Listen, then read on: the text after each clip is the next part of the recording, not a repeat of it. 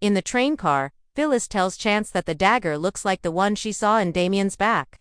Nick barks, "Of course it's the knife that killed Damien. Someone's trying to set him up.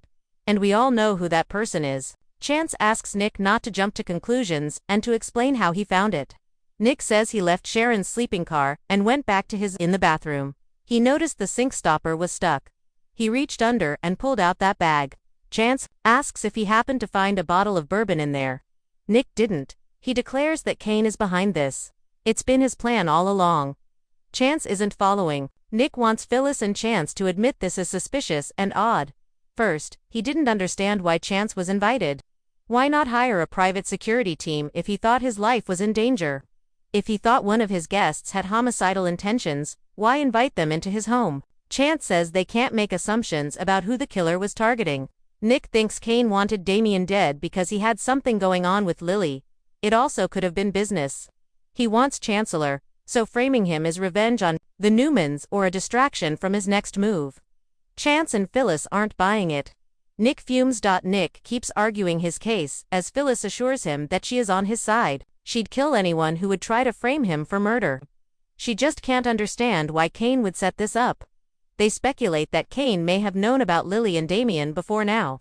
Nick tells Chance about Adam coming to tell them Kane was buying up real estate in Genoa City, and that Chelsea had seen him there. He obviously has contact with the outside world. Chance is stunned that there's a way out of there. Nick says he wants to keep them trapped so his little game can play out. Chance wants to stick to the facts. Phyllis says there's no way Kane could have planted the knife in his room. She was with him. Nick says Kane could have accomplices like that weirdo Carter. Chance tells Nick he's going to go search his sleeping car. Nick's irritated that Chance thinks he may have done this. Maybe the first thing he needs to look into is how Kane is getting on and off the mountain. Chance confirms he'll expect Kane to come clean.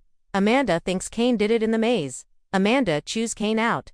She needs to have all the facts. She needs the whole truth and she needs it now. Kane thinks he has the right to remain silent. Amanda says not from her, he doesn't. Kane tells her he and Damien were just chatting. Before that, he'd never met him face to face.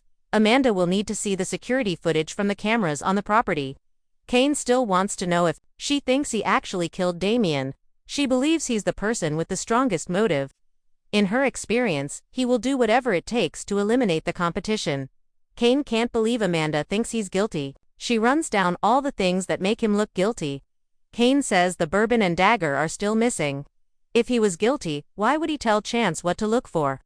Amanda fumes that they both know he can contact the outside world. An innocent man would have called the police in by now. She has a strong suspicion that he's guilty. But that won't stop her from doing her job. Phyllis joins Amanda and Kane and makes cracks about poisoned booze. She notices they fell silent when she appeared. That's not incriminating at all, is it? She doesn't think Kane did anything wrong. She tells them Nick found the murder weapon in his bathroom. Kane asks what he did with it. Phyllis says he did what any innocent man would do. He brought it to Chance. He's sure he's being framed. And knows who's framing him. Amanda wants to know Chance's thoughts on all this. Phyllis says he just wants the facts. She says she told them Kane couldn't have planted the evidence because she was with him from the minute they left Damien's body until they found Chance. Nick thinks he had help though. Phyllis reminds Kane when he asked her if she was willing to betray the father of her child. She never agreed to sit back while he was framed for murder. Kane suggests maybe Nick is the one setting him up. Kane says the Newmans are threatened by his impending return to Genoa City. Nick may have tried to kill him, and his aim was bad. He then put the weapon in his room to make it look like he's being framed. Phyllis defends Nick and Amanda points out an innocent man goes to the authorities as Nick did. Phyllis thinks they need to launch a secret investigation of their own. Bad dreams and bad news in Victor and Nikki's train car. He's doing a crossword puzzle when his wife awakens with a start. She just had a terrible dream about their children. Victor gives her a tea to calm her nerves.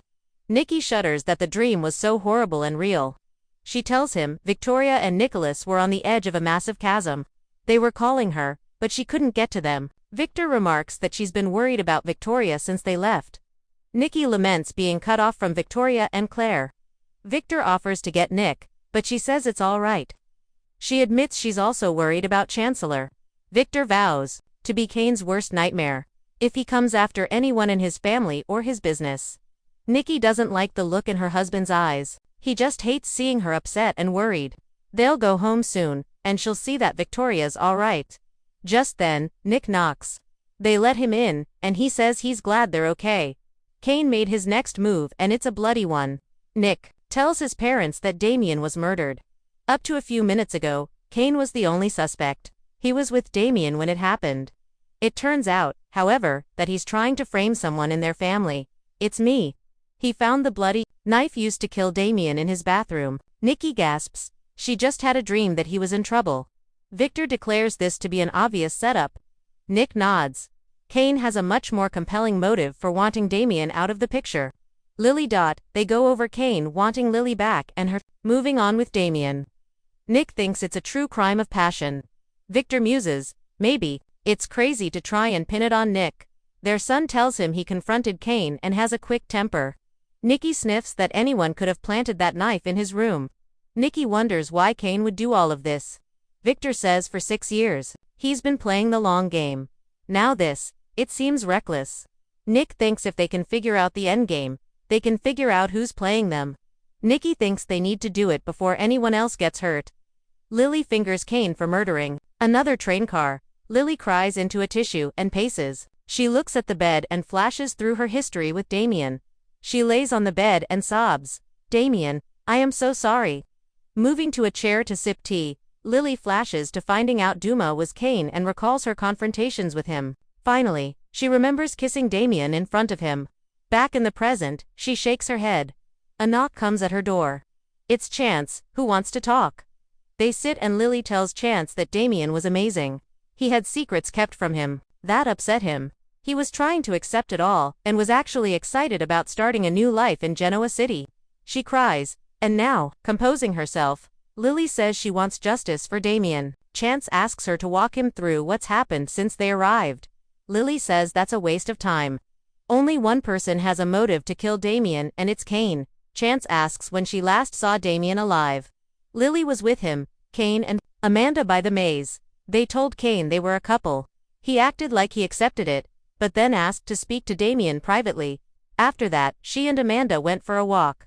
The next time she saw Kane, he was with the men carrying Damien's body. Chance asks Lily if Kane was possessive when they were together. She says he could be. Chance asks if he was violent with other men. Lily says nothing serious, but he's a different man now. Chance asks if he wanted to get back together. Lily says he did, but she told him it would never happen. She thinks that's why he killed Damien. If he couldn't have her, no one could. Chance doesn't see the logic there. Why would Kane risk everything to kill Damien? It seems less calculated than he would expect. Lily's convinced Kane did this. He killed Damien in cold blood, and he needs to pay for it. Nick threatens Kane in the maze. Nick confronts Kane and fumes. You're not going to get away with this. Kane insists he didn't kill Damien. The knife was meant for him. Nick says he found the knife he planted in his room. Kane denies putting it there. He swears on his father's soul. Nick says Colin didn't have one. He screams at him too. Leave his family alone and come at him, Mantaman, or trust me, you're going to wish you're the one that was dead.